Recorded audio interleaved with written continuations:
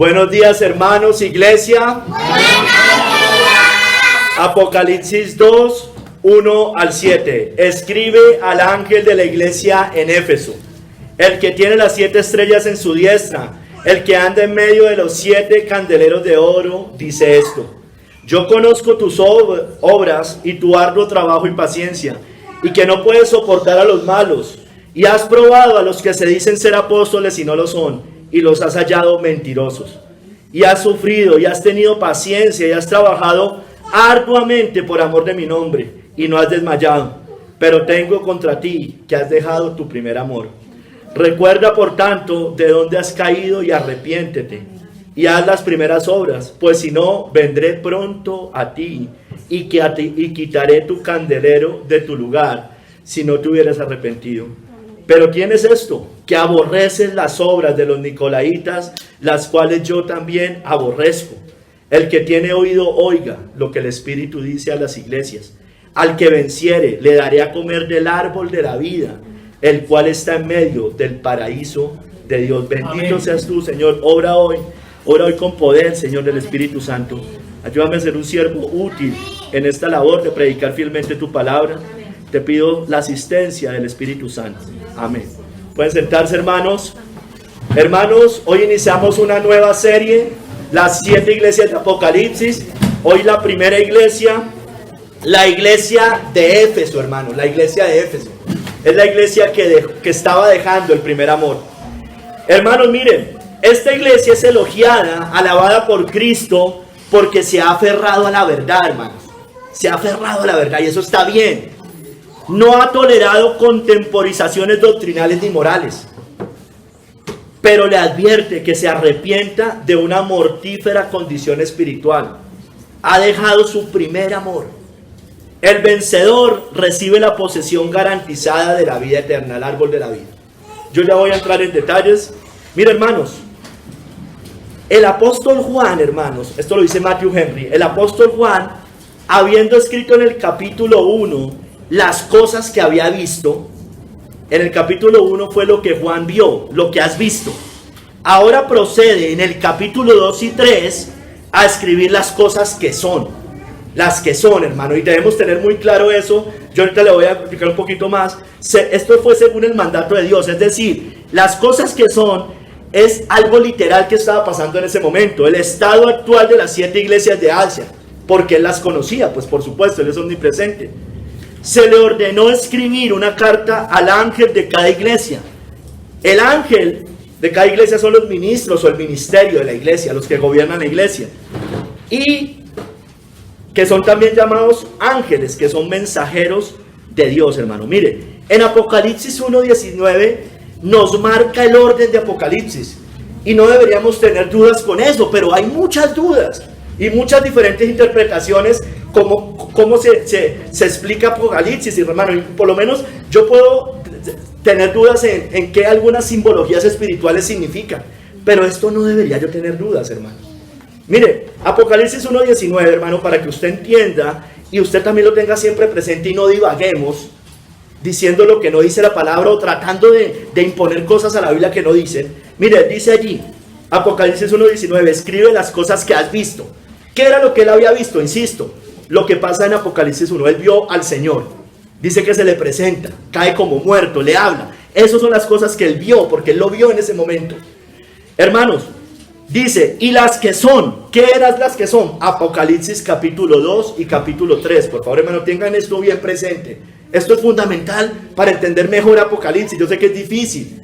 Entonces, Apocalipsis 2 y 3 son las cosas que son, es decir, habían una iglesia, habían 7 iglesias, y esas cosas estaban pasando literalmente allí.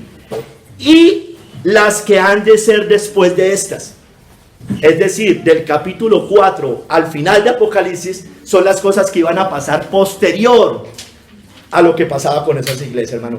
Si entendemos eso, creo que va a ser más fácil después interpretar. Esto es la interpretación historicista del Apocalipsis.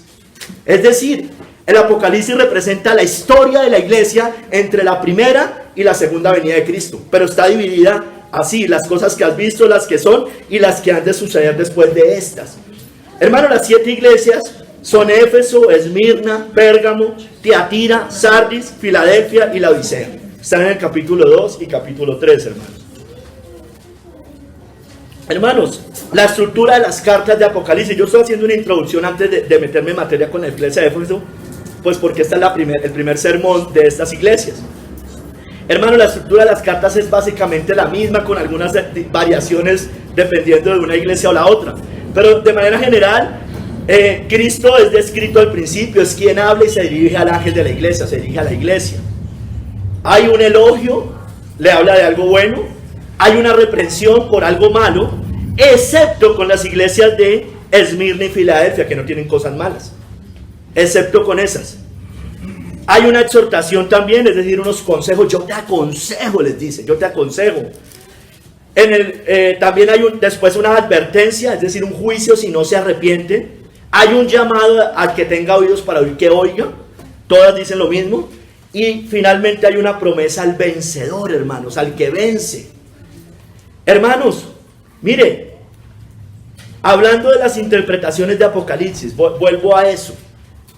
Hay formas de interpretar Apocalipsis. Yo podría mezclar muchas de esas. La primera forma, o parte de la forma, es que hay unas personas que dicen, bueno, son literalmente 7 iglesias que existían cuando Juan escribió Apocalipsis. Las que son, como yo lo estoy diciendo, evidentemente, eso es innegable, hermanos. Ahí hay 7 iglesias, literalmente. Nadie debería negar esto. Nadie debería decir, no, eso no se puede interpretar así. No, pues era lo que estaba pasando. 7 iglesias y tenían una situación particular cada uno. La segunda forma es que estas iglesias representan o identifican 7 tipos de iglesias o creyentes de todas las épocas y en todo lugar. Eso también debería ser innegable, hermanos. Es obvio que todo lo que está en la Biblia tiene una aplicación para mí, ¿no es cierto? Es obvio. ¿Y cuánto más si le está hablando a una iglesia? Entonces, yo hoy me puedo comportar como Filadelfia, mañana puedo ser la Odisea, hace 10 años fui Esmirna, dependiendo de mi condición espiritual, yo individualmente, pero esta iglesia también. Y hay otra interpretación que a mi modo de ver no debería ser, porque es muy subjetiva, es que estas iglesias profetizan 7 periodos o eras de la historia de la iglesia. Y eso es marcado, esto es dicho normalmente por el dispensacionalismo. Es decir, ellos dicen, no, la de Éfeso fue la primera era de la iglesia, la que sigue fue la segunda, hasta llegar a la Odisea, que es la iglesia de los últimos tiempos. Hermano, yo creo que si bien estamos en los últimos tiempos probablemente, y si bien esta es la iglesia moderna y tiene muchas cosas de la Odisea, yo no puedo... En la Edad Media también hubo iglesia de la Odisea, en el siglo IV también hubo iglesia de la Odisea. Entonces yo no puedo, eso es muy subjetivo, hermano. Además la Biblia dice que son las que son. Era lo que estaba pasando allí, hermanos. Era lo que yo estaba pasando. Entonces ellos dicen, por ejemplo, que Éfeso es la primera era, como yo les decía, que corre del 30 al 100 después de Cristo. Es el final de la iglesia primitiva. Es el periodo de siembra, organización, evangelización. La relacionan con la parábola del sembrador. Pero hermano, como yo le digo, es muy subjetivo eso. Es muy subjetivo, hermanos, porque mire, lo dice en el panorama del Nuevo Testamento, un comentario bíblico, dice, algunos han tratado de añadir un sentido profético a estas 7 iglesias, que representan 7 sucesivos periodos de la historia de la iglesia. Hermano, pero eso tiene problemas, como yo ya le he dicho. Primero, es subjetivo. Es subjetivo. Y segundo, no se compadece con la venida inminente de Cristo en cualquier momento. Entonces no sería aplicable para todas las iglesias. Si Cristo viene en cualquier momento, entonces solo le aplica a la Odisea, hermanos. Y eso no puede ser así. Eso no es así, hermanos. Entonces, si bien estamos tal vez en los últimos tiempos, insisto, y esta es una iglesia moderna, así la conocemos, y tiene muchas cosas de la Odisea, hermanos.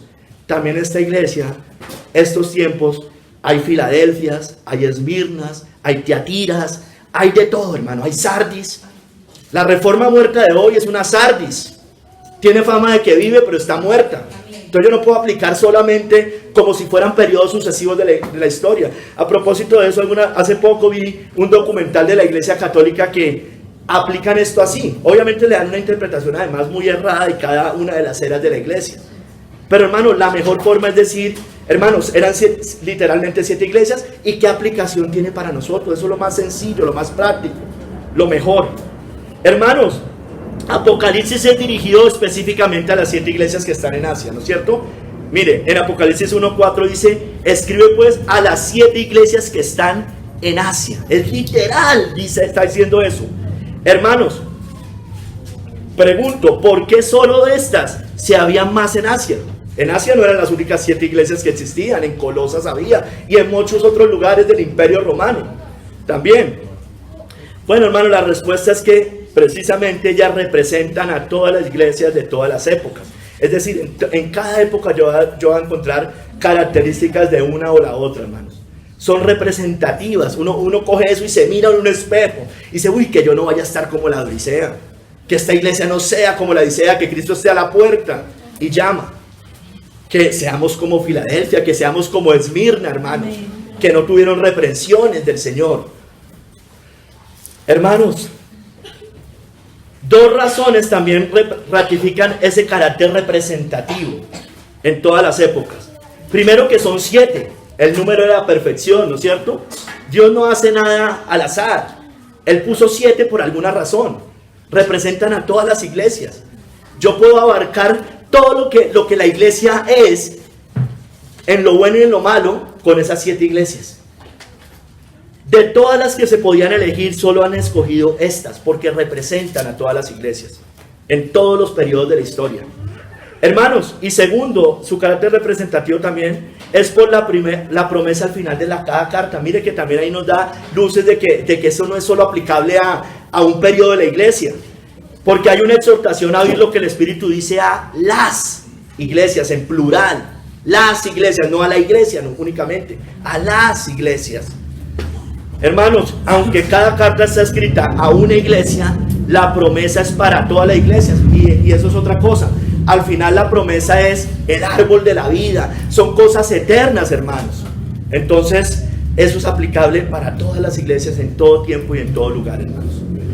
Vamos a ver hoy 3 capítulos, hermanos. Vamos a hablar de la carta. En el segundo, vamos a ver 4 capítulos. Qué pena, 4 capítulos.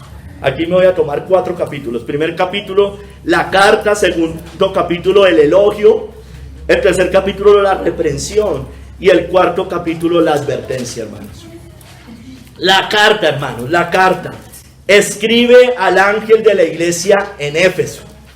El que tiene las 7 estrellas en su diestra, el que anda en medio de los 7 candeleros de oro, dice esto. La carta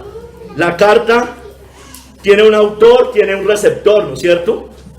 Comienza con la iglesia de Éfeso, en la que el remitente es Cristo, y se describe con algunas características mencionadas en el capítulo 1, ya lo vamos a ver. Él toma nota, esto lo dice John Hill, él toma nota de algunas cosas loables en esta iglesia, el elogio, ya se los dije. Después la reprende por dejar su primer amor. Le da algunos consejos al respecto, le dice, haz las primeras obras. Y la amenaza o le advierte si no se arrepiente. Le dice, quitaré tu candelero. No obstante, la elogia por su aborrecimiento de algunas malas prácticas. ¿Cuáles? Las obras de los nicolaitas. Concluye la carta en el verso 7 con llamando la atención sobre lo escrito. El que tiene oído, oiga. Y con una promesa a los vencedores. El árbol de la vida que está en medio del paraíso de Dios. Entonces, hermanos, es obvio a quién va dirigida la carta. Escribe al ángel de la iglesia en Éfeso, a la iglesia de Éfeso, pero al ángel. Ya vamos a ver qué significa eso. Hermanos, Éfeso, la palabra griega Éfeso, Efesis, Efesis, significa permitido, desatado, permitido, desatado. Por un lado significa eso, tiene que ver con libertad espiritual. Pero también tiene que ver con amado, Éfeso, mire, amado. Y por eso le dice que vuelva al primer amor. El amado, uno que es deseado, deseable o un conjunto de cualidades deseables. O sea, amado, deseado, porque tenía unas características deseables. Hermanos, miren, la ciudad de Éfeso, hablemos de la ciudad de Éfeso, miremos un poquito el contexto. Hermanos, Éfeso tenía una historia muy variada siglos antes de escribir esta carta. ¿Dónde estaba ubicada Éfeso? En la costa occidental de Asia Menor. haga de cuenta no, es donde hoy está Turquía. Allá estaba Éfeso, donde está hoy Turquía. Tenía gran riqueza esa ciudad. Su riqueza provenía del comercio, pero también de la religión. Y usted lo puede ver en Hechos 19:24, con gran cantidad de ventas de objetos religiosos. Ahí están los plateros vendiendo los templecillos de la diosa Diana. Tenían buenos ingresos en la ciudad por eso. Esa riqueza les permitió reconstruir un templo destruido siglos antes por fuego, o años antes por fuego, que fue dedicado a la diosa Artemisa. Grandes Artemisa de los Efesios, dicen allá en Hechos 19. Era la misma Diana para los romanos. Ahí la menciona de las dos maneras, como Artemisa y como Diana, en el mismo capítulo, usted lo puede revisar. Ese templo que fue reconstruido, habían muchos sacerdotes y sacerdotisas en el servicio de ese templo. Y ese templo fue reconocido como las 7 maravillas del mundo. Interesante. Ellos además construyeron un teatro de 24,000 personas, escúcheme bien, para una ciudad de una población de más o menos 200,000 personas. Eso es como si en Bogotá hicieran un estadio de fútbol de 1 millón de personas, más o menos el 10%. Eso es muy grande, hermanos, para una ciudad tan, pues era grande, pero 24,000 sobre 200,000, pues es como el 10%, un poquito más del 10%. Era conocida como la ciudad del cambio. Algunos la conocían como la ciudad del cambio porque ella está ubicada también a las orillas del río Cayster y fue llena de sedimentos, y el puerto se volvió inservible. Se volvió un puerto inservible. Sin embargo, se restauró, la ciudad se levantó, y en el siglo I seguía siendo un gran centro de comercio, incluso un centro administrativo del gobierno romano. Usted también lo puede revisar en Hechos 19, que ellos tenían mucha relación con los líderes de allí. Es decir, los que estaban vendiendo los templecillos de la diosa Diana llaman a las autoridades de la ciudad. Hermanos, ellos también además construyeron un templo para promover la religión imperial, más o menos alrededor del año 90, cuando estaba Domiciano, y nombraron guardianes del templo, y ahí ofrecían culto al emperador, hermanos. Hermanos, la religión y el imperio estaban muy relacionados, y ellos obligaban a rendir culto al emperador. En ese momento estaba Domiciano, y obligaban a los cristianos a decir: César es el Señor. Esto ocasionó mucha persecución a los cristianos de la época, porque nuestros hermanos de aquello entonces decían: no, César no es el Señor, Cristo es el Señor. Amén. Y eso les dio mucha persecución a ellos. La iglesia en Éfeso, al igual que la ciudad, hermanos, o sea, la ciudad, al igual que la iglesia, ya ahorita hablando un poco más de la iglesia, era una iglesia muy ocupada, igual que la ciudad. Y eso hizo que se enfriara en su relación con Dios. Estaba muy saturada de las cosas de la tierra, hermanos. Y eso hace que nos enfriemos, hermanos. Hermanos, esta iglesia fue plantada por el apóstol Pablo, como se ve, ya le referencié Hechos 19, y fue regada y administrada y gobernada en algún tiempo por Timoteo, porque Timoteo al parecer tenía su residencia allí. Hermanos, ¿quién habla? Cristo. Dice: el que tiene las 7 estrellas en su diestra, el que anda en medio de los 7 candeleros de oro, dice esto.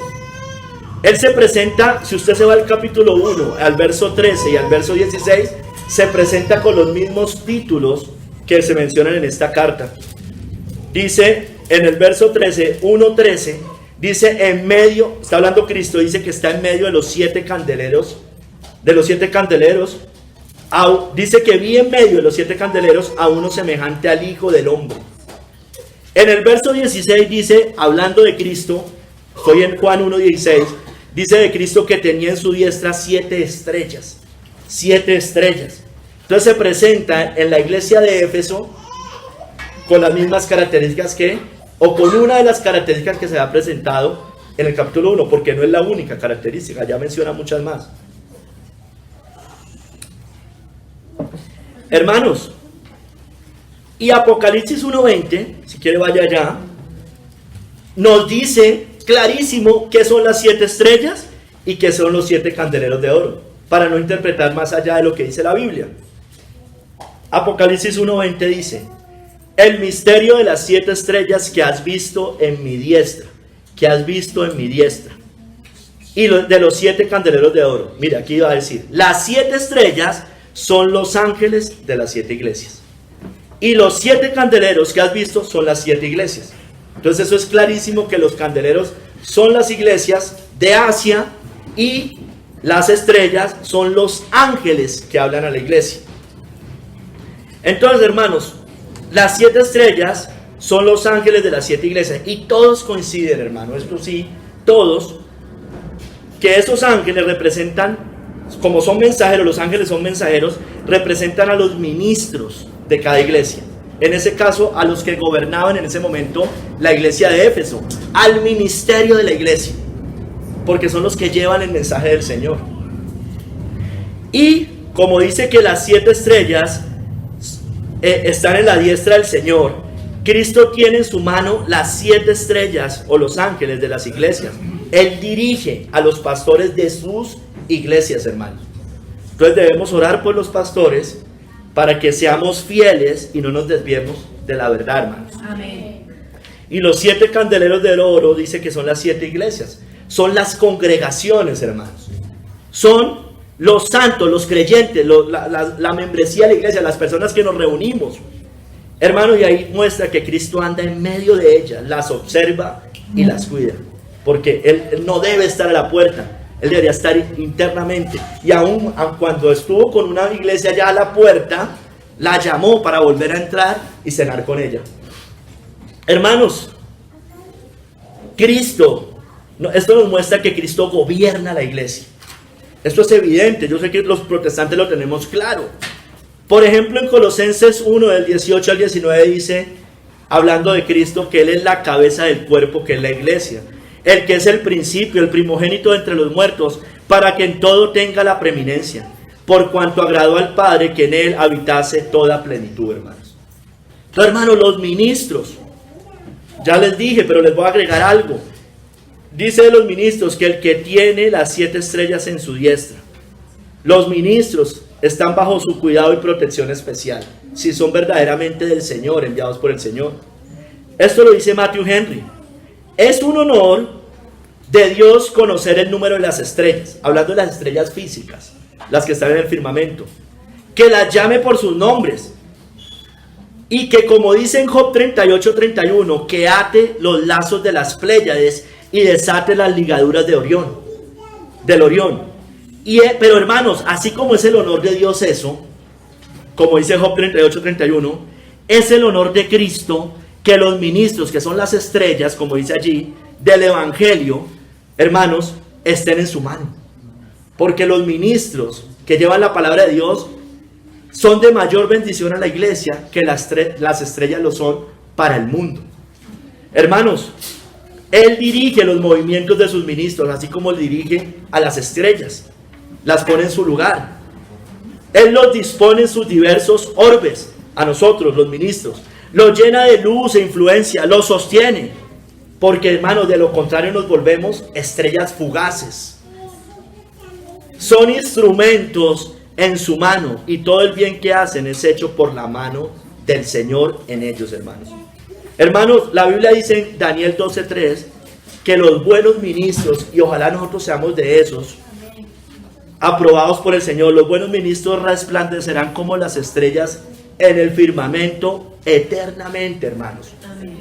Los entendidos resplandecerán como el resplandor del firmamento, y los que enseñan la justicia a la multitud como las estrellas a perpetua eternidad. Por eso hay muchas aplicaciones que se comparan los ministros con las estrellas, hermano.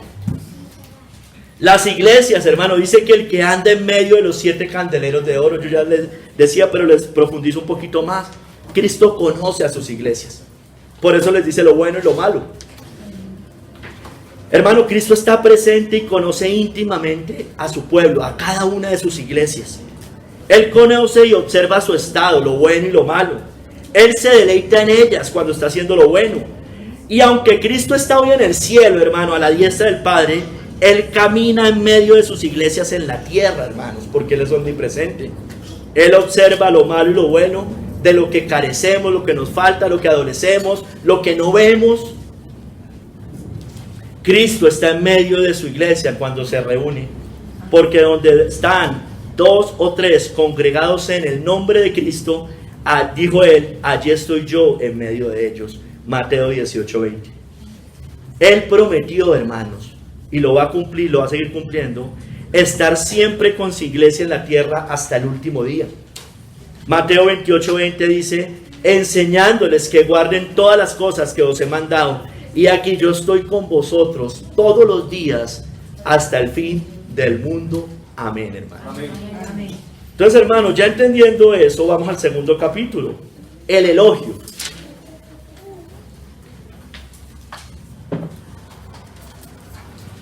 Yo conozco tus obras y tu arduo trabajo y paciencia, versos 2 y 3, que no puedes soportar a los malos, y has probado a los que se dicen ser apóstoles y no lo son, y los has hallado mentirosos, y has sufrido y has tenido paciencia y has trabajado arduamente por amor de mi nombre, y no has desmayado. Y en el verso 6 dice, pero tienes esto, que aborrecen las obras de los nicolaitas, las cuales yo también aborrezco. Estas son cosas buenas que resalta de esa iglesia. Hermanos, es elogiado por Cristo por su diligencia en la obra, por su paciencia y por su celo contra los falsos apóstoles y las falsas doctrinas. Es elogiado porque eso es bueno. Es bueno trabajar arduamente en su obra, es bueno ser paciente en medio de las tribulaciones, y es bueno denunciar a los falsos maestros y sus herejías. Hermanos, Él conoce sus obras, dice, yo conozco tus obras. Él conocía muy bien a la iglesia de Éfeso, la conocía muy bien, hermanos. ¿Qué nos muestra eso? Que Cristo no está hablando a la ligera, hermanos. Él sabe lo que está diciendo. Ellos, los de Éfeso, deben considerar muy bien lo que Cristo les está diciendo, tanto lo bueno como lo malo. Aquí puntualmente con lo bueno. Ella era diligente en su deber, diligente. Tu arduo trabajo, dice arduo, no simplemente tu trabajo, tu arduo trabajo. Era muy diligente. Es laboriosa y diligente, era laboriosa y diligente la iglesia de Éfeso. Tanto los pastores como la congregación, el ministerio, en la obra de Dios, hermanos, en la obra de Dios. No era que estaban abrumados con el trabajo terrenal, eso no era lo que estaba, era diligente en el trabajo en la obra de Dios. Los que son estrellas en la mano de Cristo, hablando de los ministros, deben estar siempre activos, dispensando luz alrededor, lo mismo que los otros, la iglesia, porque somos la luz del mundo, ¿no? También. Dice que ellos han trabajado arduamente por amor del nombre de Cristo y no han desmayado. Hermano, Cristo lleva cuenta del trabajo diario que nosotros hacemos, hermano, de cada minuto, de cada hora, de cada día. Lo que sus siervos hacen por Él y su trabajo en Él, hermanos, lo que usted y yo hacemos no será en vano, hermanos, porque el trabajo del Señor, en el Señor nunca será en vano, dice la palabra. Hermanos, la fe sin obras es muerta, hermanos. Nosotros no simplemente es una fe intelectual, debemos trabajar arduamente por amor de su nombre. Pablo, hermanos, mire, váyase a Hechos 20, del 18 al 21, y vemos cómo Pablo sirvió diligentemente al Señor y a la iglesia del Señor.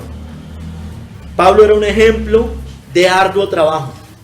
Hechos 20, del 18 al 21. Dice, vosotros sabéis cómo me he comportado entre vosotros todo el tiempo, desde el primer día que entré en Asia. Miren, sirviendo al Señor con toda humildad y con muchas lágrimas y pruebas que me han venido por las acechanzas de los judíos. Y como nada que fuese útil, he rehuido de anunciaros y enseñaros públicamente y por las casas. No rehusó nada de hablar, tanto públicamente como en las casas, testificando a judíos y a gentiles acerca del arrepentimiento para con Dios y de la fe en nuestro Señor Jesucristo. Y predicaba arduamente el evangelio. Era un ejemplo, Pablo, un gran ejemplo para todos nosotros. Hermanos, Pablo trabajó más que todos, y Pablo lo dice, pero él reconoció que era por la gracia de Dios, porque él tiene las 7 estrellas en su diestra, ¿no? Lo dirigía, él se dejaba gobernar por el Señor. Ay, perdón. Entonces, hermanos, Pablo reconoció que era la mano de Dios en él, pero él reconoció que también trabajaba en la obra. Dice en 1 Corintios 15:10, pero por la gracia de Dios soy lo que soy, y su gracia no ha sido en vano para conmigo. Mire, antes he trabajado más que todos ellos, pero no yo, sino la gracia de Dios en mí, conmigo. Entonces, hermano, él no vanidosamente, no jactanciosamente, pero evidentemente Pablo había trabajado más que todos, esos superapóstoles.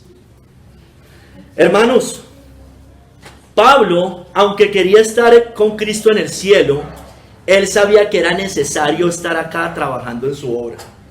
Y lo decía sinceramente, hermanos, sinceramente.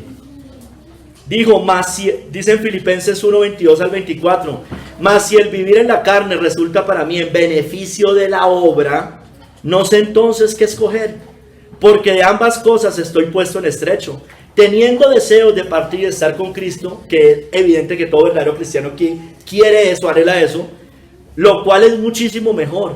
Pero mire la responsabilidad de él, pero quedar en la carne es más necesario por causa de vosotros. Él se negaba, hermanos, realmente un hombre que se negaba por la obra del Señor. Eso es un ejemplo para todos nosotros, hermanos.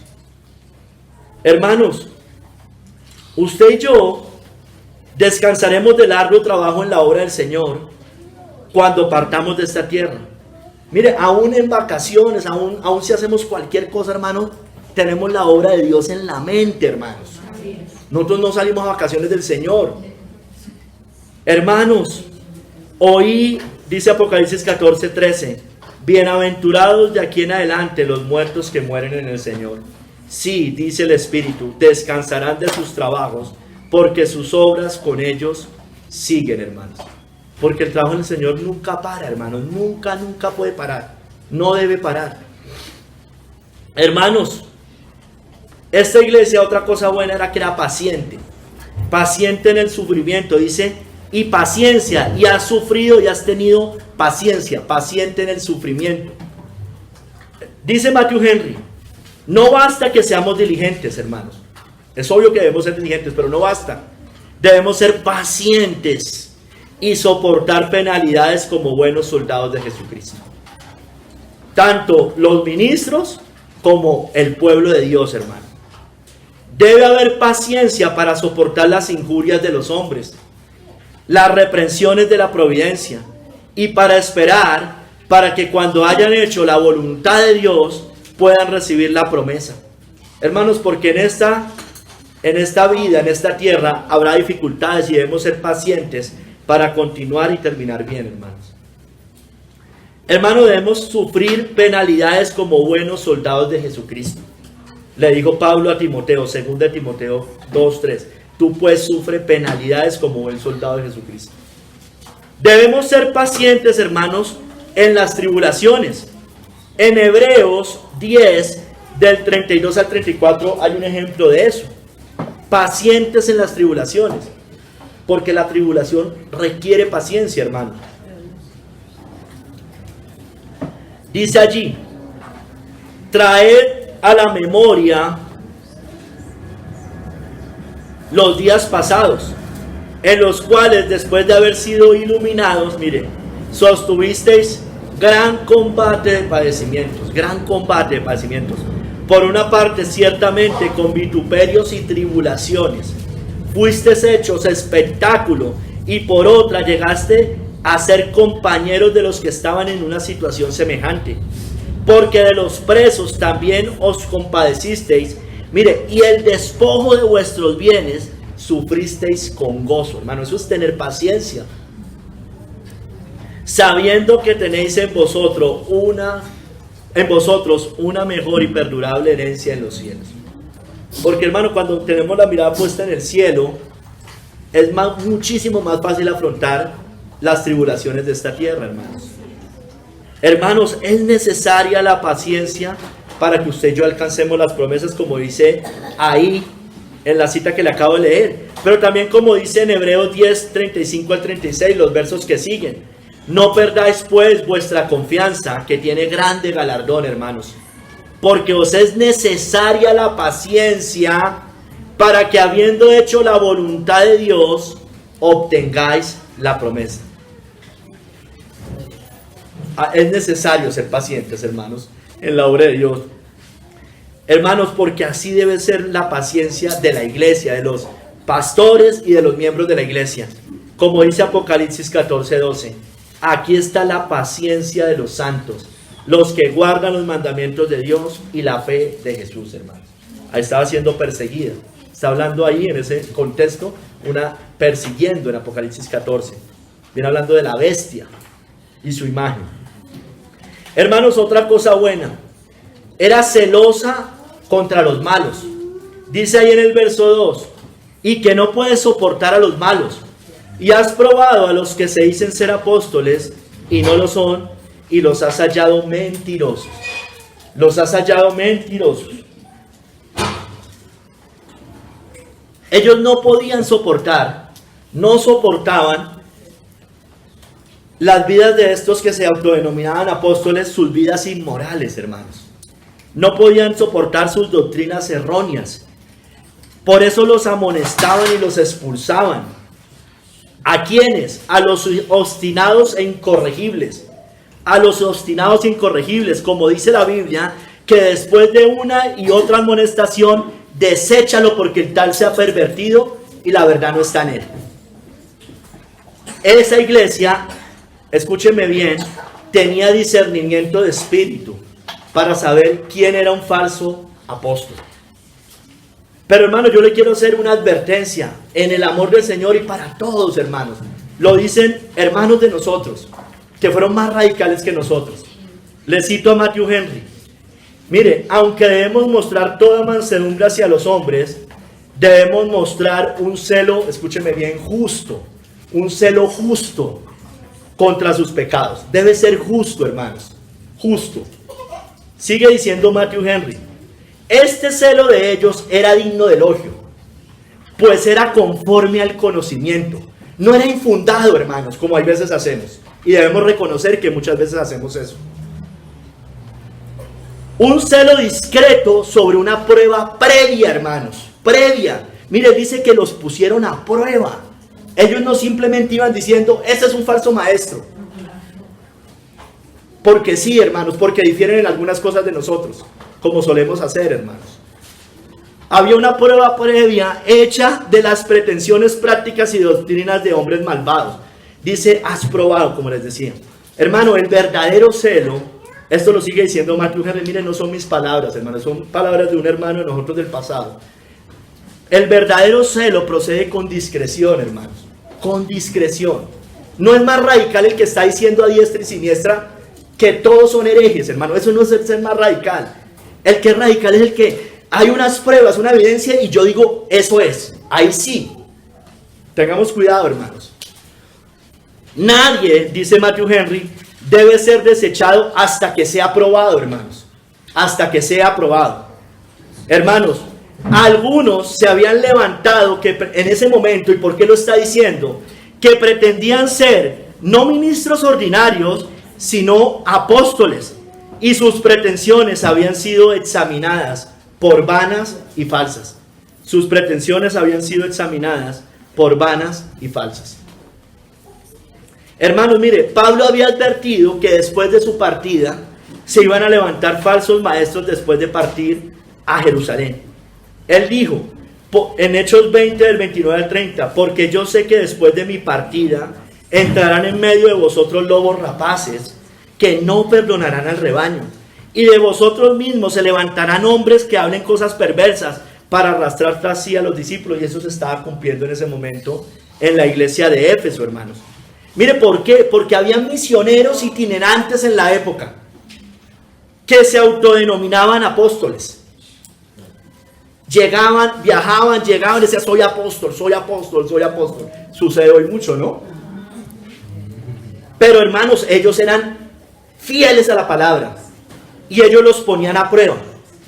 Ellos no iban simplemente, ya, usted es un falso apóstol. Ellos decían, los ponían a prueba basado en las escrituras. Ellos ponían a prueba sus doctrinas, sus obras, el fruto, tanto propio como en otros, basado en las escrituras. Y en este caso particular, hermano, porque está hablando de apóstoles, de falsos apóstoles, en los distintivos de un apóstol, hermanos. Ellos pusieron a prueba basado en eso. Mira, hermanos, la Biblia nos muestra en 2 Corintios 3:1 que debían haber cartas de recomendación. Y esas cartas de recomendación ellos las falsificaban muchas veces, pero entonces por eso ellos tenían que ponerlas a prueba. Esas cartas también, dependiendo de quién viniera. Hermano, ¿cuáles son los distintivos de apóstol? Según la Biblia, en Hechos 1, 21, 22 dice que hayan caminado con Cristo, que hayan sido testigos de la resurrección, hayan sido nombrados directamente por Cristo. ¿No es cierto? Él cuando en Mateo 10, del 1 al 4, eligió a los 12, eligió a Pablo, ¿no es cierto? También. Pablo también fue testigo de la resurrección, ¿no es cierto?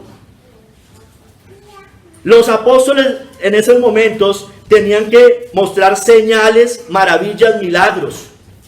A través de ellos se tenían que hacer esas cosas, hermanos.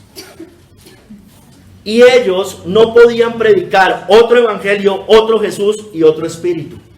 2 Corintios 11:4. Entonces veían su doctrina, su práctica, su testimonio de vida, hermanos. Y hermanos, ellos después de probarlos, descubrían que eran falsos apóstoles, impostores y que no eran enviados por Cristo. 2 Corintios 11:13. Porque estos son falsos apóstoles, obreros fraudulentos que se disfrazan como apóstoles de Cristo. Hermanos, mire, nosotros debemos denunciar todas las herejías que haya. Todas. Hermanos, pero mire, voy a decir algo que ojalá no me vayan a malinterpretar ustedes, hermanos. Pero no todos los que enseñan cosas distorsionadas a la palabra de Dios necesariamente son herejes. O bueno, están diciendo una herejía sí, pero no necesariamente, hermanos, son falsos maestros. Nosotros muchas veces hemos enseñado cosas que no van contrario a la Biblia. Miren, nosotros en pandemia, wow, hermanos de los que estaban en contra de eso, ¿no es cierto? Pero resulta, y eran nuestros hermanos, pero resulta que muchos de esos llegaban a Navidad y celebraban Navidad. Entonces, ¿qué hacemos ahí, hermanos? ¿Qué hacemos ahí? Son hermanos en un momento, después ya son falsos maestros. No, hermanos, hay una serie de cosas. Claro, si le suma a usted 1, 2, 3, 4, 5, 6, 7, pues hermano, ya hay unas evidencias más claras de que son unos falsos maestros. Pero hermanos, yo no creo que todo, aunque estoy en contra de la Navidad, y ahorita me van a ver en noviembre y en diciembre denunciando la Navidad, no creo que todos los que celebren Navidad son falsos maestros, hermanos. Nosotros la celebramos hasta hace un tiempo. Y estoy en contra de que la celebren. Y a todos los que podamos decirles, les decimos, de hecho en Por Su Gracia nuestras denuncias son así. Nosotros hablamos de la perversidad que es la Navidad. Y llamamos a la iglesia que se arrepienta y corrija eso. Entonces, hermanos, debemos tener discernimiento también, ser justos en los juicios. Hay cosas más evidentes, ya les voy a decir. Es terrible la Navidad, no me malinterprete, es terrible, es una fiesta papista. Es una fiesta no ordenada por el Señor. Pero hermano, usted y yo la celebramos hace unos años, hermano, como cristianos. No como impíos, hermanos, como cristianos. Entonces hay unos que aún no han llegado a entender tal vez las cosas. Usted les habla mucho y no entiende qué es el principio regulativo de la Escritura. Entonces ni entienden que usted les está hablando. Y la celebran así, pensando que bueno, es una oportunidad para honrar a Cristo. Bueno, está equivocada ese juicio de todos modos. Pero no necesariamente, hermanos, son unos falsos apóstoles o unos falsos cristianos. ¿No es cierto?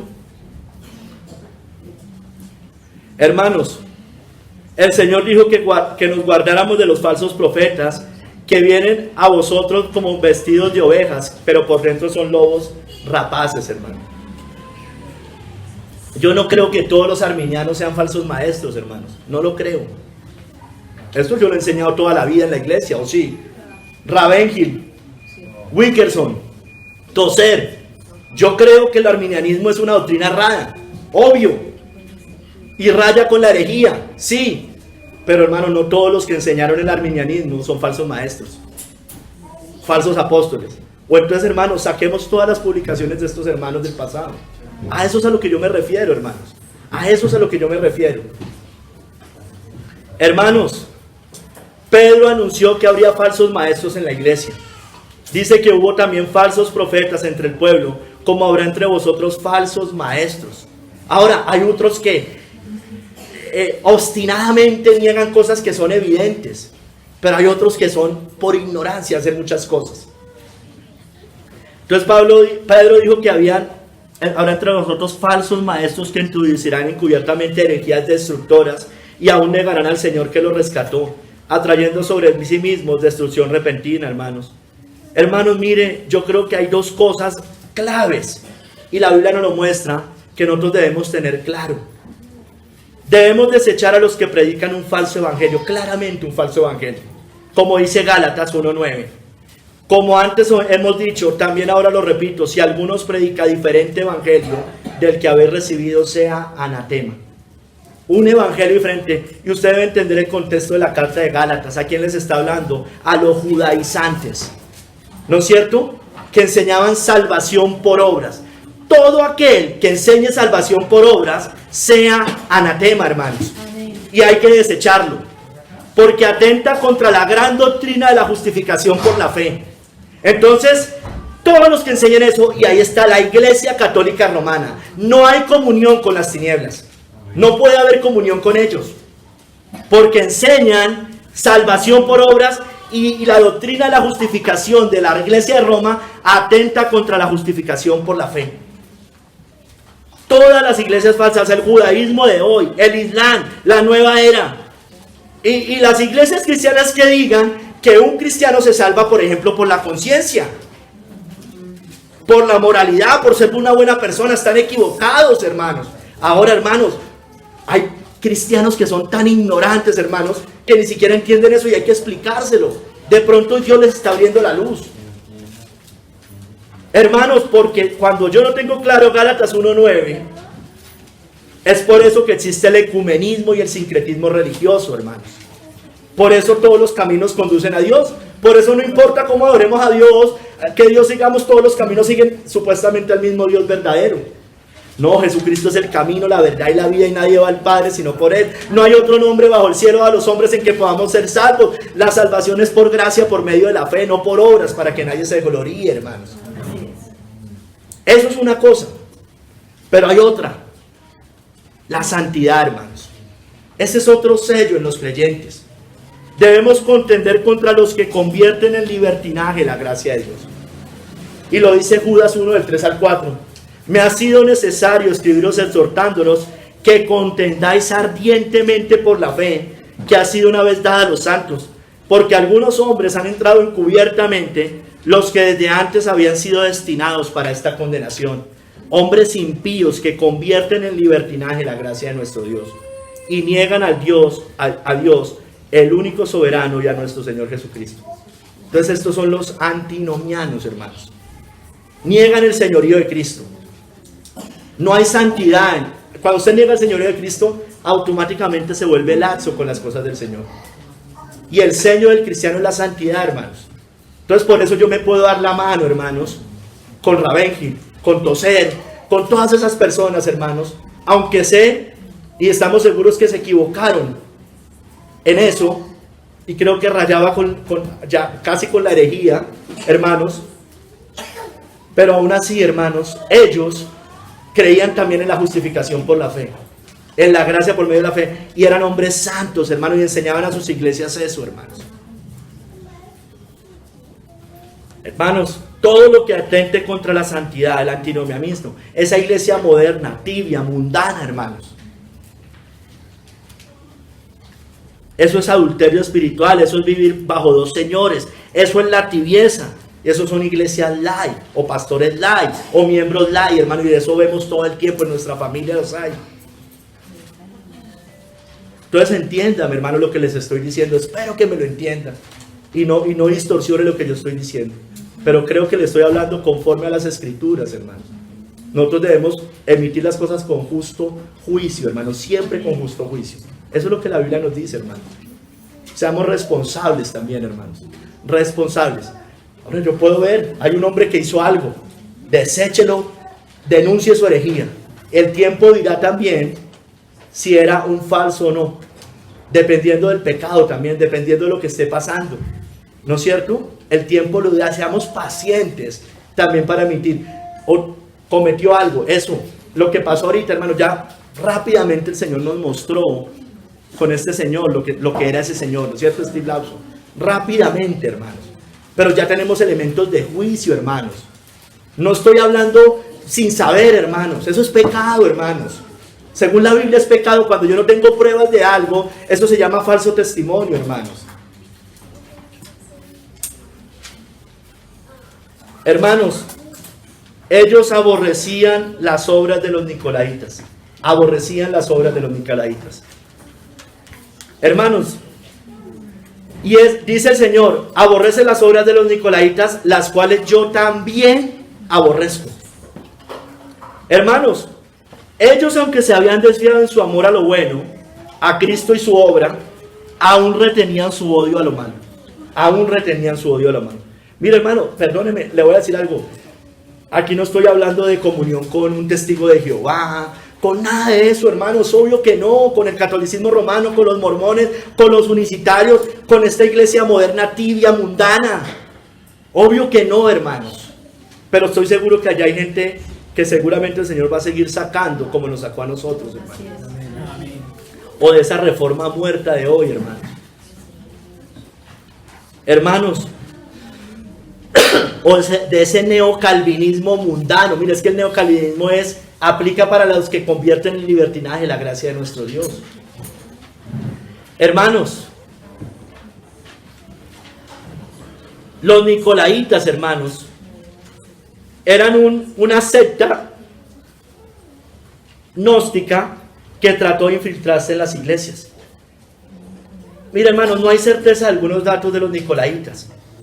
Hay cosas que unos dicen, otros dicen, pero no hay mucha certeza de eso porque no hay mucha información. Pero, hermanos, de manera general coincidían en que eran personas que vivían inmoralmente, en fornicación, en adulterio, con toda inmundicia. Siempre en todos los estudios que yo revisaba, tenían esposas en común, practicaban la poligamia, comían de lo sacrificado de los ídolos, pervertían la verdad y se enseñoreaban del pueblo. Dicen algunos, que su nombre lo cogieron de Nicolás, el diácono, en Hechos 6:5, que ellos se cobijaban bajo su nombre para justificar sus perversiones. Pero cuando se revisa quién era Nicolás, era un hombre santo, un hombre que tenía una esposa legítima, no tenía esposas en común, tenía sus hijas vírgenes y tenía hijos incorruptos.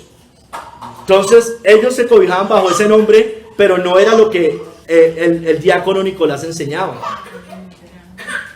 Hermanos, la palabra nicolaitas,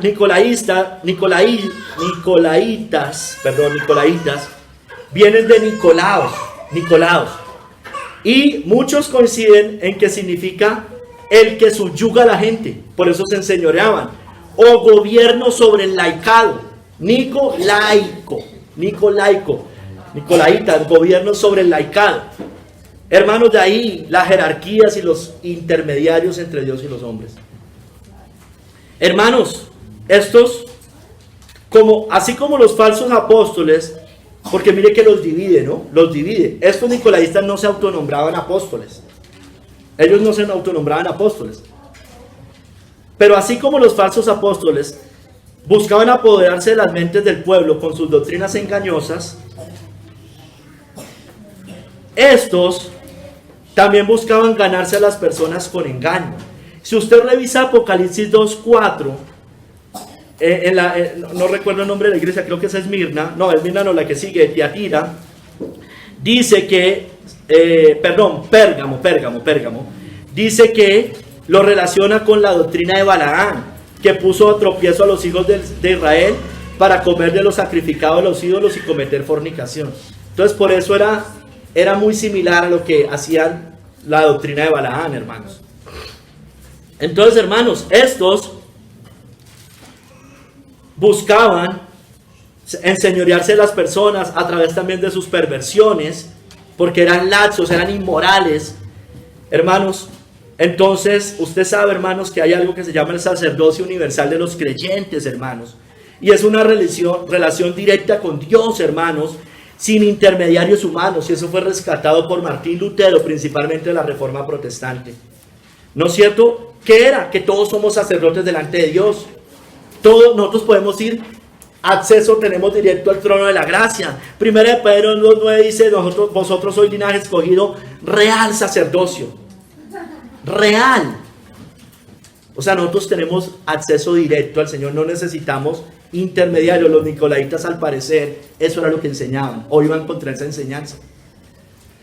Hermanos, no necesitamos intermediarios, además, porque en este nuevo pacto podemos ir directamente al Señor por su palabra y por su espíritu. Pondré mis leyes en la mente de ellos, y sobre su corazón las escribiré, y seré a ellos por Dios, y ellos me serán a mí por pueblo. Y ninguno enseñará a su prójimo, ni ninguno a su hermano, diciendo, conoce al Señor, porque todos me conocerán, desde el menor hasta el mayor de ellos, hermanos. Desde el menor hasta el mayor de ellos. Hermanos, tercer capítulo, la reprensión. La reprensión. Dice que has dejado tu primer amor. Recuerda por tanto de dónde has caído y arrepiéntete y haz las primeras obras. Hermanos, aunque primero observa lo que es bueno, dice Matthew Henry, también observa lo que está mal y lo reprende fielmente por ello, como su maestro y su juez imparcial. Dice, tengo contra ti, dice, pero tengo. Le dice muchas cosas buenas. Esta iglesia tenía más buenas que malas. Pero tengo contra ti, tengo contra ti.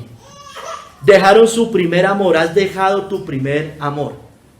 Matthew Henry dice, tenían decadencia y declinación en el santo amor y celo. No has abandonado completamente el objeto de amor. O sea, no lo había dejado definitivamente, pero lo había abandonado parcialmente. Sino que has perdido el grado ferviente del mismo que apareció al principio. Hermano, no es que ellos no amaran a Cristo o trabajaran sin amarlo, es que no lo amaban como al principio. Y mire que el énfasis de la palabra es el primer amor. O sea, no está diciendo que no tiene amor, sino dejó el primer amor. Ese es el énfasis de la palabra, el primer amor.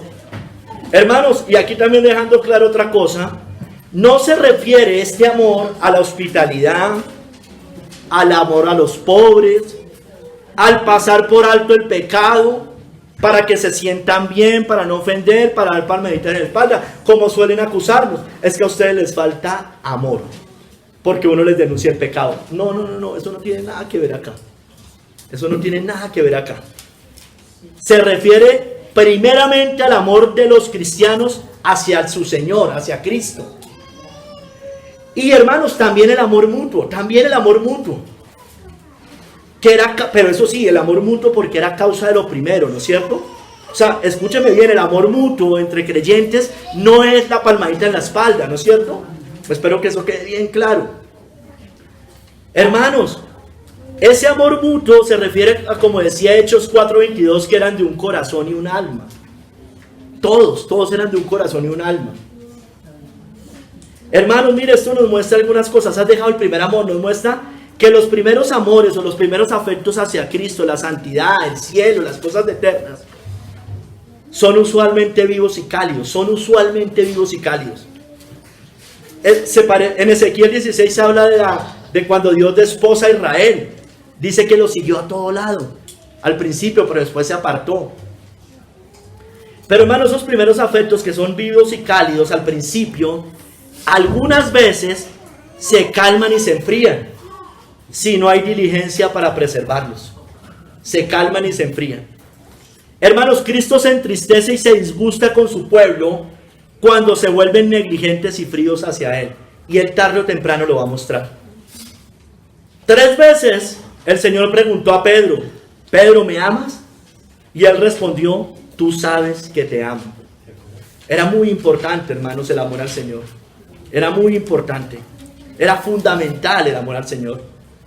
El amor del cristiano genuino, hay que dejar claro también, no se pierde definitivamente. porque es un amor eterno, hermanos. Porque 1 Corintios 13:8, entre otras cosas, dice, el amor nunca deja de ser. El verdadero amor no se acaba. Por eso es que, ay, yo amaba al Señor y hoy soy un apóstata. No, usted nunca amó al Señor. Usted lo que tenía era un amor carnal, pero no un amor al Señor. Porque el amor nunca deja de ser. Por eso el Señor tampoco nunca nos va a dejar de amar. Amén. Hermanos, nunca deja de ser, pero esta iglesia, y a nosotros nos puede pasarse eso, lo habían dejado. Había disminuido su calor y fervor, su amor mutuo y a las cosas divinas. Esto muchos lo relacionan con Mateo 24:12, en lo predicho por Cristo, que el amor de muchos se enfriaría, y se cumple allí. Por haberse multiplicado la maldad, dice, el amor de muchos se enfriará. Hermanos, por la corrupción de algunos, por el amor al mundo, como le pasó a Demas, por la comodidad, por el temor carnal a la persecución, por los errores, por las contiendas y las divisiones en la iglesia. El amor de muchos se va a enfriar y eso nos puede pasar a nosotros. Me pareció interesante esto que dice Christemaker. Esa iglesia de Éfeso no eran creyentes de primera generación. Recuerden qué año está escrita la carta, más o menos en el año 90. Sino de segunda y tercera generación. Ya habían pasado unos 40, 50 años más o menos. Carecían del entusiasmo de sus padres y abuelos. Operaban ellos, los de Éfeso, no como propagadores de la fe, sino como meros cuidadores y custodios. Ya habían pasado 3 generaciones, o 2 o 3 generaciones. Hermano, y había una deficiencia en la expansión del evangelio. Una forma conservadora de pensar. Usted lo ve en Estados Unidos. Llegaron los primeros, eran fuertes, radicales. Los segundos, bueno, también. Pero ya la tercera y cuarta, la cosa empieza a cambiar. ¿No es cierto? Generalmente pasa así, hermano, tristemente. Nuestros hijos de pronto van a ser fieles, pero no sé si los nietos sean iguales. Normalmente, a ver, no es una regla así, hay veces no pasa así, hay veces se mantiene más tiempo las generaciones, pero usualmente pasa eso así. Entonces dice él, había una deficiencia en la expansión del evangelio por una forma conservadora de pensar. Amaban a su Señor, pero ya no con el corazón, alma y mente como sus padres y abuelos. Hermanos, cuidado que por el mal imperante que haya en este mundo y en la misma iglesia nos terminemos enfriando. Porque muchos falsos profetas se levantarán y engañarán a muchos. Y por haberse multiplicado la maldad, el amor de muchos se enfriará. Que no se cumpla esto en nosotros, hermanos. Amén. Porque, hermanos, el que no ama a Cristo está condenado. Estos habían dejado, no lo habían perdido completamente porque no se puede. El que no ama a Cristo está condenado. 1 Corintios 16:22. El que no amara al Señor Jesucristo sea anatema. Octavius Windows dice, hermanos, mire, importante esto. Cuando Dios pierde el atractivo como objeto de un deseo ferviente, de un deleite santo y de una contemplación asidua, podemos sospechar de un enfriamiento del amor divino en el alma. Si se produce una frialdad en los sentimientos, si la mente se torna terrenal, carnal y egoísta, Dios irá perdiendo su puesto como el objeto supremo de afecto, de gozo puro y de adoración. Nos enfriamos, hermanos. En la Calera leímos el enfriamiento espiritual, ¿no? En tiempos de pandemia. Hermanos, usted y yo debemos meditar en todos los pecados que Dios nos ha perdonado para entender su infinita gracia, hermanos. Su infinita gracia. Así como le dijo a Simón, el fariseo, sobre la mujer que había hecho de todo, se había arrodillado, había regado con lágrimas sus pies, todo la había servido fielmente por un amor. Le dice, por lo cual te digo que sus muchos pecados le son perdonados, porque amó mucho, mas aquel a quien se le perdona poco, poco ama. Hay un peligro en ser una persona moralmente correcta antes de Cristo. Hay un peligro. A ver, yo no es que voy a mandar a mis hijos a que sean unos drogaditos para que después el Señor los salve, pero hay un peligro para ellos porque crecen como cristianos. Ellos no están sometidos a los mismos pecados escandalosos de los otros jóvenes o niños del mundo. Entonces puede tender a eso. Pero hermanos, por eso nosotros debemos meditar en todo lo que Dios nos ha perdonado. Meditemos, hermanos, porque yo creo que no se nos ha perdonado de todos modos poco. Nunca, hermanos. Y finalmente todos nosotros no vinimos, por lo menos creo que aquí en su inmensa mayoría no venimos de un hogar cristiano. Entonces tuvimos muchos pecados, mucha mundanalidad, hermanos. Entonces pensemos y meditemos en eso, porque al que mucho se le perdona, mucho ama, hermanos. Amén. Entonces le da una exhortación y un consejo. Recuerda por tanto de dónde has caído y arrepiéntete y haz las primeras obras. Hermanos, ellos deben recordar de dónde han caído, de dónde venían. Mire, tremendo lo que dice Matthew Henry. Que Dios nos ayude a meditar estas cosas, hermanos. Ellos deben comparar su estado actual con el anterior y considerar cuánto mejor era para ellos entonces que ahora. Cuánta paz, fuerza, pureza y placer han perdido al abandonar su primer amor. Cuánto más cómodamente podían acostarse y dormir antes. Cuánto más alegremente podían despertar por las mañanas porque iban a orar a sus devocionales. Cuánto mejor podían soportar las aflicciones y cuánto más dignamente podían disfrutar los favores de la providencia. Cuánto más fáciles eran para ellos los pensamientos de la muerte. No estaban tranquilos. Para mí el vivir es Cristo y el morir es ganancia. Y cuánto más fuertes sus deseos y esperanzas del cielo. Más gozo y más deleite pensando en las cosas eternas. Pensemos, hermanos, eso ya no nos está pasando. Mire, ellos deben recordar, dice Kistemaker, su antigua posición, pasando revista a su historia eclesiástica, los de Éfeso, lo que sus antepasados hicieron en la iglesia de hace 40 años, dice él. Hermanos, eso es lo que nosotros deberíamos pensar, lo que hicieron nuestros antepasados, y también aprender de ellos, la reforma, los puritanos. Es más, hasta no muy lejos, hasta 40 o 50 años, como era una iglesia. Usted le podía decir más fácilmente a cualquiera: vaya a la iglesia más cercana. Hoy es difícil, hermanos. Es difícil.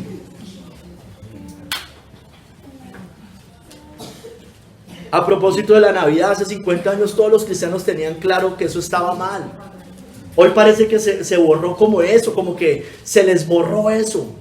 Unos por idólatras, hermano. Y bien hecho. Ahí tienen su condenación, pero otros crecieron no sabiendo lo que sabían nuestros hermanos hace 50 años, tal vez. Hermanos, ellos deben reconocer que han empeorado. Debemos reconocer que hemos empeorado con respecto a nuestros antepasados. Se ha evaporado el esplendor de su ardor espiritual, hermano. La iglesia hoy está mal, hermanos. La iglesia en general. Ellos deben arrepentirse. Dice: arrepiéntete. Ellos deben afligirse y avergonzarse por su decadencia, hermanos. Ellos deben ser conscientes del estado espiritual, del enfriamiento que tienen. Ellos deben juzgarse y culparse. Ellos deben confesar su maldad sin justificaciones. Ellos deben confesar humildemente ante Dios, para que el Señor restaure y avive sus deseos de nuevo. Oh Jehová, aviva tu obra en medio de los tiempos. Habacuc 3:2. Hermanos, debemos pedir por eso. Llevamos muchos años, varios años, 3 o 4 años, orando cada ayuno por un avivamiento. Orando y orando. Oh Señor, aviva tu obra en medio de los tiempos. Pero debemos arrepentirnos de nuestros pecados, hermanos. Debemos ver en qué punto de la historia nuestra algo pasó y nos enfriamos. Octavio Willos también dice: rastrea y crucifica la causa del enfriamiento en tu amor. Donde quiera que el amor se enfría, ha de haber una causa, hermanos. Y una vez determinada, es preciso eliminarla. No descansemos hasta descubrirla y sacarla a la luz. Si resulta ser el mundo, salgamos de él, hermanos. Separémonos, no toquemos lo inmundo. Si es el poder del pecado que persiste en nosotros, busquemos su crucifixión inmediata por medio de la cruz de Cristo, hermanos. Hermanos, miren, les dice otro consejo. Deben volver, dice: haz las primeras obras. Deben volver y hacer sus primeras obras. Dice Matthew Henry, tremendo también, dice, deben, por así decirlo, comenzar de nuevo. Es como un nuevo comienzo. Ellos deben retroceder paso a paso hasta llegar al lugar, y le hago énfasis aquí en negrilla, donde dieron el primer paso en falso, hermanos. Que Dios nos muestre si eso está pasando en alguno de nosotros. Deben esforzarse por reavivar y recobrar su primer celo, su ternura y seriedad con las cosas del Señor. Y deben orar con tanto fervor y velar con tanta diligencia como cuando comenzaron a andar por los caminos de Dios. Yo le pido, hermano, y yo se lo he dicho a varios hermanos, no confunda esto con el emocionalismo, hermanos. Porque es que hay algunos hermanos que añoran hace 5 años porque se emocionaban y lloraban en una alabanza, pero vivían en fornicaciones, hermanos. Eso no es. Por favor, hermanos, no confundamos esas cosas. No confundamos esas cosas, hermanos. Tenemos que mirar las cosas bíblicamente, objetivamente. Porque allá en el lugar de su presencia lloran cada domingo. Y son carnales, mundanos, fornicarios, idólatras, ecuménicos. Entonces tengamos cuidado, hermanos, cuidado con confundir las cosas. Tengamos cuidado. Hermanos, dice volver a las primeras obras, hermanos. No se refiere a volver a las obras que ya hacían bien, pues porque las estaban haciendo bien. No se refiere a que sean diligentes, a que sean pacientes, a que denuncien a los falsos maestros o a los nicolaitas. Eso ya lo hacían bien y Dios los felicita por eso y deben seguirlo haciendo. Sino que a que todo eso lo hagan, sino que todas esas obras las hagan con fe y amor, hermanos. Con mayor fe y con mayor amor. No era que no tuvieran fe y amor, con mayor fe, como al principio lo hacían. Con el mismo celo y fervor del principio. Mira, aquí también el énfasis es primeras obras. No las obras, sino las primeras, de la forma como las hacían. Hermanos, mire, la iglesia de Tiatira sí tenía lo que esta iglesia adolecía. Era al contrario en este punto, no solo en este punto. Porque tenía otras cosas malas, las de Tiatira. A la de Tiatira le dice en Apocalipsis 2:19, yo conozco tus obras y amor, y fe, y servicio, y tu paciencia, y que tus obras postreras son más que las primeras. Entonces, hermanos, debemos volver a ser como niños, usted y yo. Como niños, y agregarle lo bueno que ha pasado en la historia de nuestra conversión, en la historia de nuestro cristianismo. Porque es que a ellos no les dijo, dejen de denunciar a los falsos maestros y ahorita vuelvan al primer amor. Eso no era lo que les está diciendo, como un pastor acá vino y nos predicó eso, ¿no? Sí. Hace 7, 8 años. Usted lo conoce, ¿no? Allá en Ipiales también lo conoce. No, hermano, no es no denuncia a los falsos maestros, es siga denunciando a los falsos maestros y métale más amor y más corazón a las cosas que hacen. Hágalo justamente, hágalo como debe ser. Así es. Hermanos, debemos volver a ser como niños, como cuando empezamos. Buscarlo sin cuestionamiento. Ahorita somos más racionales. Pensamos más cosas, cuestionamos más al Señor, que Dios nos perdone. Mire, dejad que los niños vengan a mí y no se lo impidáis, porque de los tales es el reino de Dios. De cierto os digo que el que no reciba el reino de Dios como un niño, no entrará en él. Y tomándolos en los brazos, poniendo las manos sobre ellos, los bendecía. Los niños no cuestionan, hermanos. En eso debemos parecernos a ellos. Usted les dice, mire, Dios está en los cielos. Y ellos no cuestionan eso. Dios los ve, ellos no cuestionan eso. Usted y yo empezamos a racionalizar pecaminosamente cosas de esas. Hermanos, debemos volver a alabarlo con gozo, pero con santidad. ¿No es cierto? Mateo 21, 15, 16. Pero los principales sacerdotes y los escribas, viendo las maravillas que hacía, y a los muchachos aclamando en el templo y diciendo, Hosana al hijo de David, se indignaron. Y le dijeron, ¿oyes lo que estos dicen? Y Jesús les dijo, sí, nunca leísteis, de la boca de los niños y de los que maman, perfeccionaste la alabanza. Amén. Entonces, cuando usted tiene entendimiento, hace 15 años algunos de ustedes, o 10 años, iban al lugar de su presencia y ni entendían lo que cantaban, y lloraban. No, entendamos lo que cantemos y lloremos, no importa si lloramos, hermano, levante las manos altas si quiere. Usted sabe que nosotros no tenemos problema con eso, no vamos a decir, uy, tan carismático, tan pentecostal. No nos importa.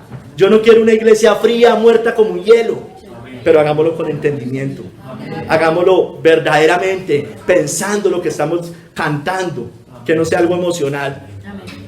Hermanos, debemos volver a humillarnos ante Cristo como los niños, o si no, no entraremos en el reino de los cielos. De cierto os digo que si no os volvéis y os hacéis como niños, no entraréis en el reino de los cielos. Así que cualquiera que se humille como este niño es el mayor en el reino de los cielos. Hermano, y finalmente la advertencia. Dice, si no vendré a ti, pronto a ti, y quitaré tu candelero de su lugar si no te hubieras arrepentido. El que tiene oído oiga lo que el Espíritu dice a las iglesias. Al que venciere le daré a comer del árbol de la vida, el cual está en medio del paraíso de Dios. La advertencia y las consecuencias de hacer caso o no hacer caso. Quitará el candelero, hermanos. Esto es una advertencia, una amenaza. Quitaré tu candelero de tu lugar. ¿Qué es el candelero, hermano? Las iglesias, ¿no es cierto? Las iglesias. El consejo se refuerza con una severa amenaza, dice Matthew Henry. Si se desprecia la presencia de la gracia y del Espíritu de Cristo, podemos esperar la presencia de su desagrado. Él vendrá en juicio de manera repentina y sorpresiva sobre las iglesias impenitentes y los pecadores. Los desarraigará, les quitará su evangelio, ministros y ordenanzas. Hermanos, miren, escúcheme bien.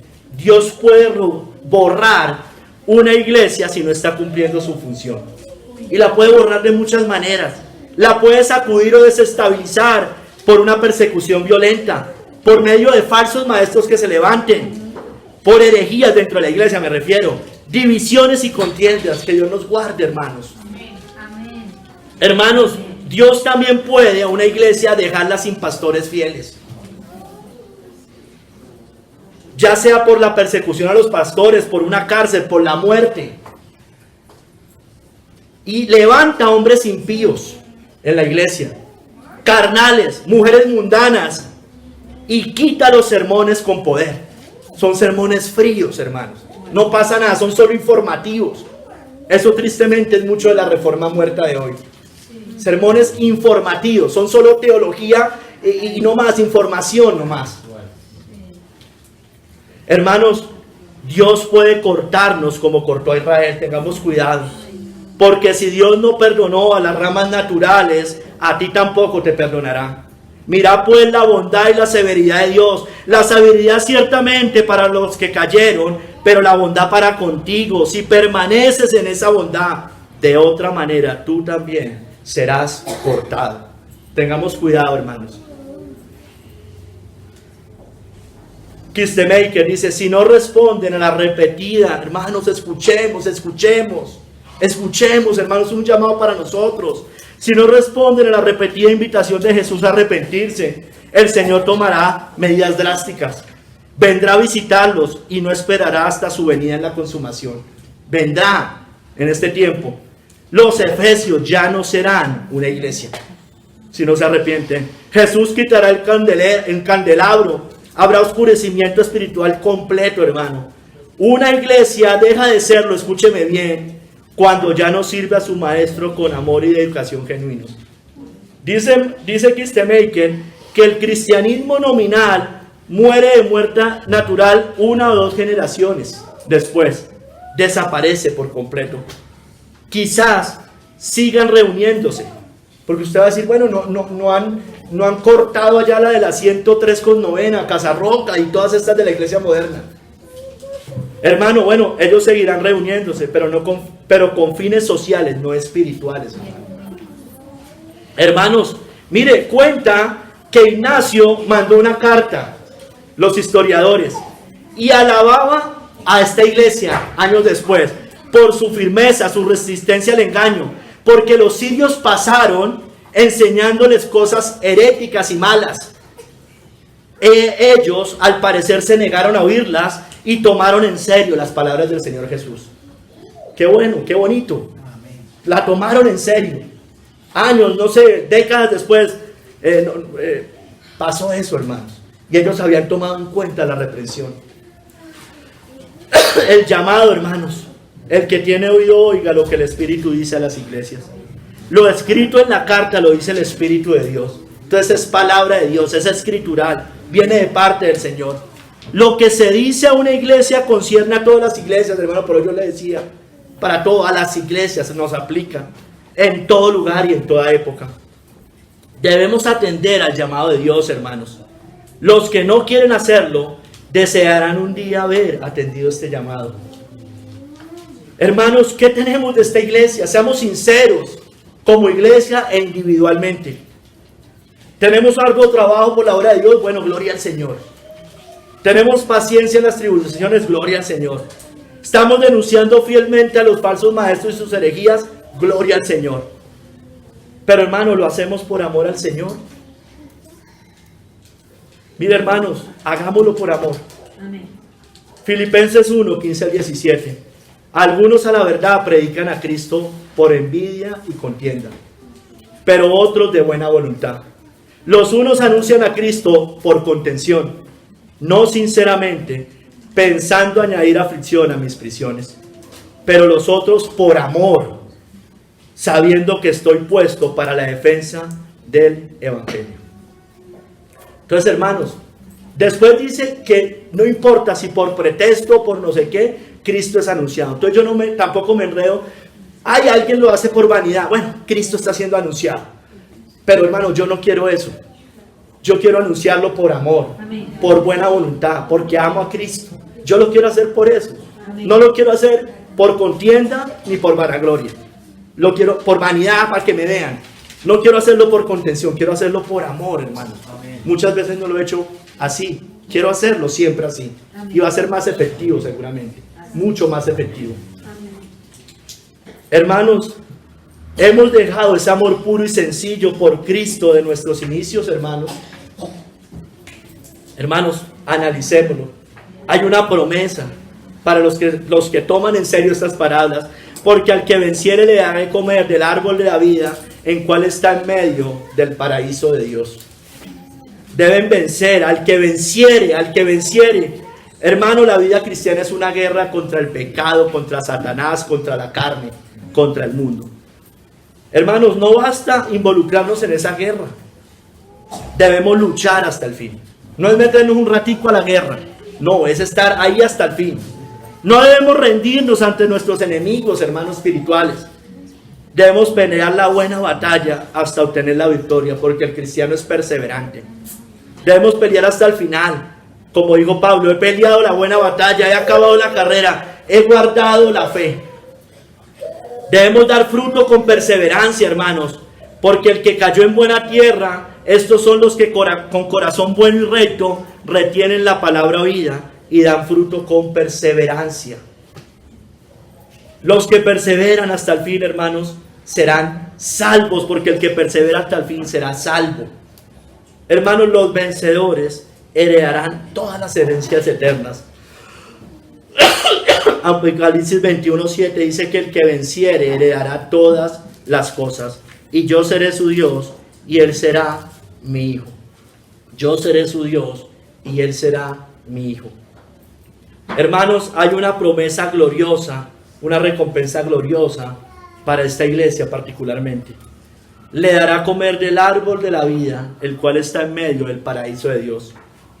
Esto se promete y únicamente a los vencedores. Si usted es un vencedor, también va a tener lo mismo que esa iglesia se le prometió. Tendrán, dice Matthew Henry, tendrán esa perfección de santidad y esa confirmación en ella que Adán habría tenido si hubiera pasado la prueba.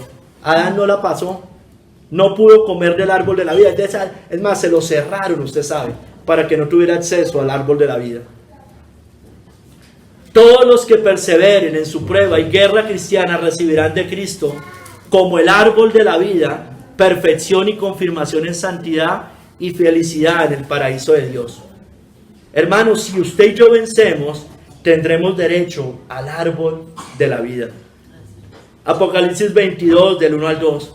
Después me mostró un río limpio de agua de vida, resplandeciente como cristal, que salía del trono de Dios y del Cordero. En medio de la calle de la ciudad y a uno y a otro lado del río estaba el árbol de la vida, que produce 12 frutos, dando cada mes su fruto, y las hojas del árbol eran para la sanidad de las naciones. Entonces esto, el árbol de la vida, hermanos, primero Cristo, tenemos unas primicias acá. Cristo es el árbol de la vida, pero celestialmente, hermanos, lo vamos a recibir después, hermanos, después.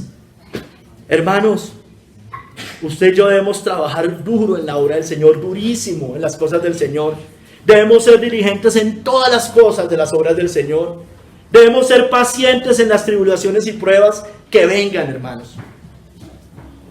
Debemos seguir denunciando con seriedad y justicia a los falsos maestros y sus herejías. Pero, hermanos, debemos volver, si lo hemos perdido, porque puede que unos no lo hayan perdido, volver al fervor que teníamos al principio. Volvamos a ese primer amor, hermanos. Amén. Mirando a nuestro Señor Jesucristo como en todo, hermanos. Como en todo. Hacerlo por amor a Él. Por mirándolo a Él, hermanos. Que el Señor nos guíe, nos ayude, nos perfeccione, nos convenza de pecado en lo que estemos mal. Que tomemos medidas en lo que estemos haciendo mal. Y que así lo hagamos siempre, hermanos. Porque solo los vencedores tendrán derecho al árbol de la vida, el cual está en medio del paraíso de Dios. Amén. Señor, bendito seas tú, obra en nosotros. Ayúdanos, Padre Santo. Ayúdanos, por favor. Te lo ruego, te lo pido, Señor. Obra en nosotros y guíanos. Padre, danos convencimiento, danos más luz, Señor. Ayúdanos, por favor, en medio de este mundo de tinieblas. En el nombre de nuestro Señor y Salvador Jesucristo. Amén.